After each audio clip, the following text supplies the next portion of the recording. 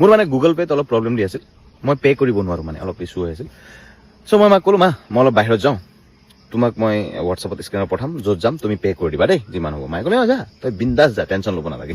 মই গ'লোঁ বিন্দাছ। তেতিয়া সন্ধিয়া কিমান 6টামান বাজিছিলে, যেতিয়া মাহঁতে কাম কৰি আজৰি হয় আৰু ফেমিলিৰ লগত ফোনত কথা পাতে। মোৰ মায়েও মানে সন্ধিয়া কি কৰে, মাহীৰ লগত কথা পাতে, 1 ঘণ্টা 2 ঘণ্টা 3 ঘণ্টা যিমানো কথা পাতিব পাৰে, ঠিক আছে। আৰু তেতিয়া যদি প্ৰধানমন্ত্ৰীও কল কৰে, ৱেটিঙত থাকিব লাগিব। C doesn't care. সেইটো সময়ত মই স্কেনাৰ পঠালোঁ হোৱাটছআপত, হোটেলত মই চাহ খালোঁ, মিঠাই খালোঁ, বহুত কিবা কিবি খালোঁ। তাৰপিছত মই কল কৰি আছোঁ মাক, কৰি আছোঁ নাই, ৰিচিভ নহয়।